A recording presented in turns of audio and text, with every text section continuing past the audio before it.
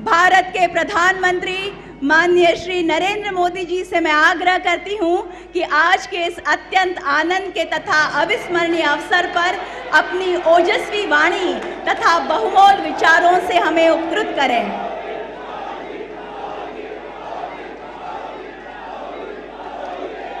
भारत माता की, भारत माता की, भारत माता की। रेल्वेच्या क्षेत्रात मोठी क्रांती होते। देशाला आज 9वी आणि 10वी वंदे भारत ट्रेन समर्पित करताना मला अत्यंत आनंद होतो आहे। महाराष्ट्र के मुख्यमंत्री श्रीमान एकनाथ जी,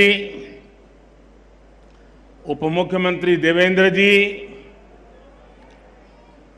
मंत्रिमंडल के मेरे साथीगण, महाराष्ट्र के मंत्रीगण, सभी सांसदगण, विधायकगण, अन्य सभी महानुभाव, भाइयों और बहनों, आज का दिन भारतीय रेल के लिए, विशेष रूप से मुंबई और महाराष्ट्र की आधुनिक कनेक्टिविटी के लिए बहुत बड़ा है। आज पहली बार एक साथ 2 वंदे भारत ट्रेनें शुरू हुई है। ये वंदे भारत ट्रेनें मुंबई और पुणे जैसे देश के आर्थिक सेंटर्स को हमारे आस्था के बड़े केंद्रों से जोड़ेंगी। इससे कॉलेज आने जाने वाले, ऑफिस और बिजनेस के लिए आने जाने वाले, किसानों और श्रद्धालुओं सभी को सुविधा होगी। ये महाराष्ट्र में पर्यटन और तीर्थ यात्रा को बहुत अधिक बढ़ावा देने वाली है। शिरडी में साईं बाबा का दर्शन करना हो, नासिक स्थित रामकुंड जाना हो, त्र्यंबकेश्वर और पंचवटी क्षेत्र का दर्शन करना हो, नई वंदे भारत ट्रेन, ये सब बहुत आसान होने वाला है। इसी प्रकार मुंबई सोलापुर वंदे भारत ट्रेन से पंढरपुर के विठ्ठल रखुमाई, सोलापुर के सिद्धेश्वर मंदिर, अक्कलकोट के स्वामी समर्थ या फिर आई तुलजा भवानी के दर्शन अब सबके लिए और सुलभ हो जाएंगे। और मुझे पता है कि जब वंदे भारत ट्रेन सह्याद्री घाट से गुजरे थी तो लोगों को प्राकृतिक सुंदरता का कितना दिव्य अनुभव होने वाला है। मैं मुंबई और महाराष्ट्र के लोगों को इन नई वंदे भारत ट्रेनों के लिए बहुत बहुत बधाई देता हूं। साथियों, वंदे भारत ट्रेन आज के आधुनिक होते हुए भारत की बहुत ही शानदार तस्वीर है। ये भारत की स्पीड, भारत के स्केल दोनों का प्रतिबिंब है। आप देख रहे हैं कि कितनी तेजी से देश वंदे भारत ट्रेन लॉन्च कर रहा है। अभी तक 10 ऐसी ट्रेनें देश भर में चलनी शुरू हो चुकी है। आज देश के 17 राज्यों के 108 जिले वंदे भारत एक्सप्रेस से कनेक्ट हो चुके हैं। मुझे याद है, एक जमाना था जब सांसद चिट्ठी लिखा करते थे कि हमारे क्षेत्र में स्टेशन पर ट्रेन को रुकने का कोई प्रबंध कीजिए, 1-2 मिनट का स्टॉपेज दे दीजिए। अब देश भर के सांसद जब भी मिलते हैं तो यही दबाव डालते, यही मांग करते हैं कि हमारे यहां भी वंदे भारत ट्रेन चला दीजिए। एक क्रेज है आज वंदे भारत ट्रेनों का। साथियों, मुझे खुशी है कि आज मुंबई के लोगों का जीवन आसान बनाने वाले प्रोजेक्ट भी यहां शुरू हुए हैं। आज जिस एलिवेटेड कॉरिडोर का लोकार्पण हुआ है वो मुंबई में ईस्ट वेस्ट कनेक्टिविटी की जरूरत को पूरा करेगा। मुंबई के लोगों को बहुत दिन से इसका इंतजार था। इस कॉरिडोर से हर रोज 2 लाख से ज्यादा गाड़ियां गुजर पाएगी और लोगों का समय भी बचेगा। अब ईस्टर्न और वेस्टर्न सबर्बन इलाकों की कनेक्टिविटी इसके कारण बेहतर हो गई है। कुरार अंडरपास भी अपने आप में बहुत अहम है। मैं मुंबईकरों को इन परियोजनाओं के पूरा होने पर विशेष बधाई दूंगा।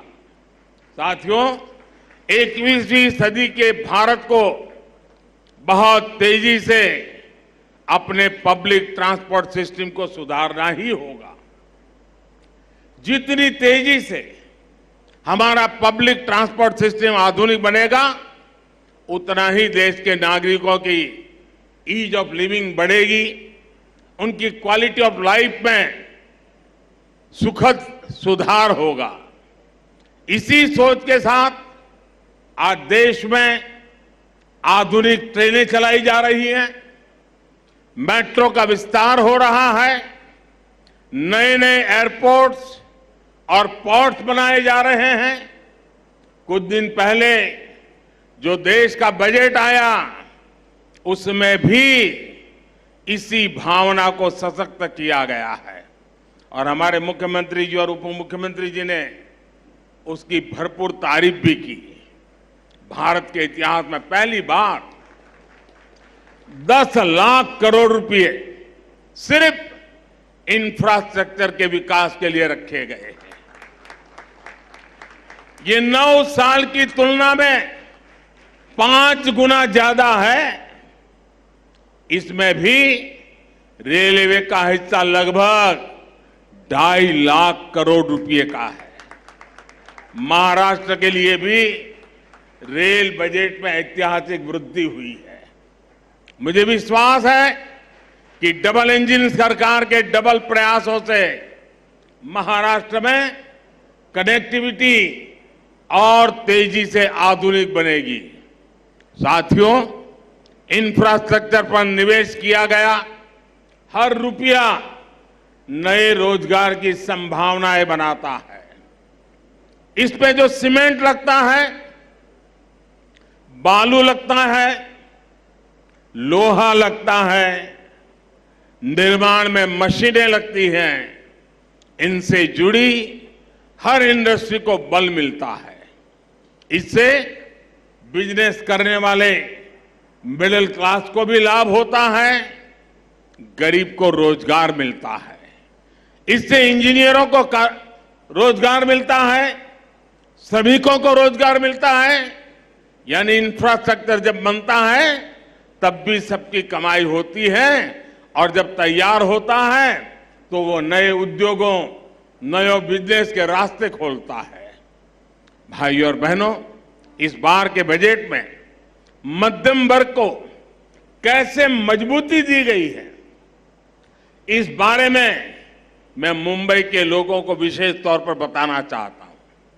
चाहे सैलरीड क्लास हो या व्यापार कारोबार से कमाने वाला मध्यम वर्ग, दोनों को इस बजट ने खुश किया है। आप देखिए 2014 से पहले तक क्या हाल था। जो भी व्यक्ति साल में 2 लाख रुपए ज्यादा कमाता था उस पर टैक्स लग जाता था। भाजपा सरकार ने पहले 5 लाख रुपए तक की कमाई पर टैक्स में छूट दी और इस बजट में इसे 7 लाख रुपए तक पहुंचा दिया। आज जिस कमाई पर मिडिल क्लास परिवार का टैक्स 0 है, उस पर यूपीए सरकार 20% टैक्स लेती थी। अब ये युवा साथी जिनकी नई नई नौकरी लगी है, जिनकी मासिक आय 60-65 हजार रुपये तक की है, वे अब ज्यादा निवेश कर पाएंगे। गरीब और मध्यम वर्ग के हित में काम करने वाली सरकार ऐसे ही निर्णय लेती है। साथियों, मुझे पूरा विश्वास है कि सबका विकास से सबका प्रयास की भावना को सशक्त करने वाला ये बजट हर परिवार को ताकत देगा, हम सभी को विकसित भारत के निर्माण के लिए अधिक प्रोत्साहित करेगा। फिर एक बार मुंबई सहित पूरे महाराष्ट्र को बजट और नई ट्रेनों के लिए बहुत बहुत बधाई देता हूं, बहुत बहुत शुभकामनाएं देता हूं। आप सबका धन्यवाद।